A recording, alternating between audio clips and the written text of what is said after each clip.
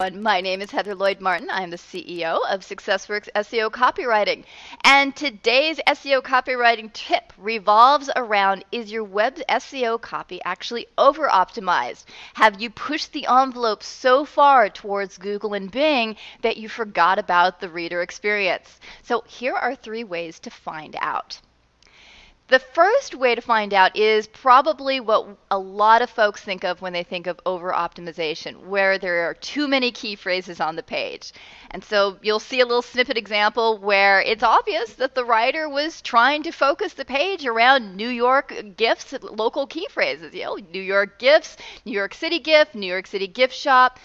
And although you can certainly tell the key phrase emphasis, the downside is that for the reader, for the people that are coming into the site and reading this page and determining whether or not they want to work with this company, it's flat out bad copy. There's nothing in it for the reader. There's nothing that talks about the benefits. And the copy is so hard to read and wade through that anyone reading that would probably be tempted to bounce out and find another site. So although someone thinks that they're doing this in order to get a good ranking, and by the way, this copy did not get a good ranking, so it's not like it helped, the downside is that the user experience is so bad that it's actually hurting conversions. So the fix in this kind of situation is you got to reduce the key phrases. You got to start paring them down.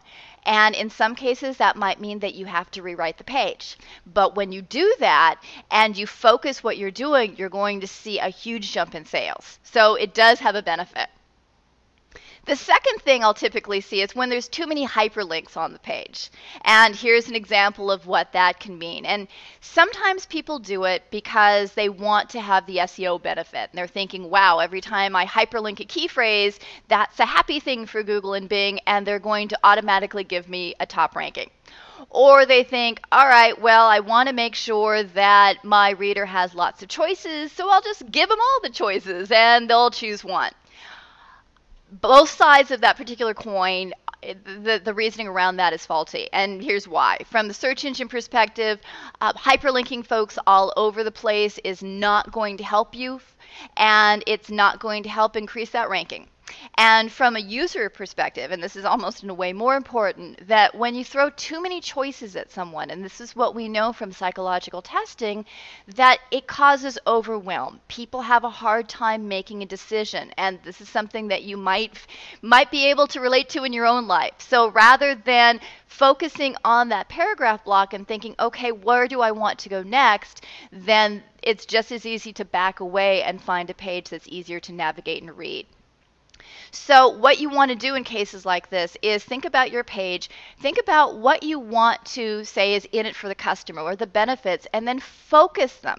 If they're coming to a landing page and you want them to go to particular, say, gift basket pages, focus them on just a few choices rather than all sorts of choices. And that way you're going to see a higher conversion rate. So you really have to know your customers, and so you'll know what to focus them on.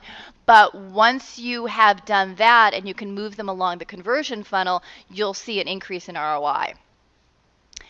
And the third thing I'll see is what I call really fluffy SEO copy. And the worst offenders of this are probably localized pages where somebody is trying to get a ranking for, say, Portland, Oregon X, Pilates studios, as well as e-commerce sites where they are writing product detail copy. And it might be that the writer or the site owner was told, hey, you need to have 500 words on this page for the search engines, which has never been true. And so they end up trying to figure out what to write for 500 words, where ideally it might only need 250. So the page is too long, it gets fluffy, it's not really written for the users, it's just somebody is trying to write as much stuff as possible for the search engines. So the fix with this is to change your thinking.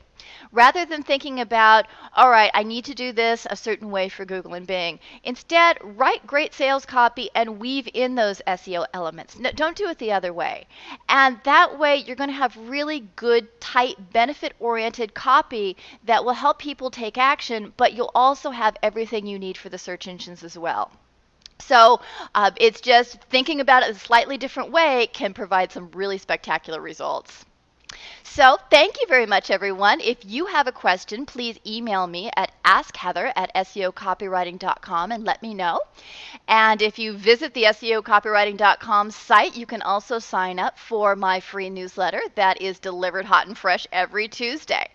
And if you'd like to reach me about everything else, here is my contact information, as well as being able to follow me on Twitter at @HeatherLloyd.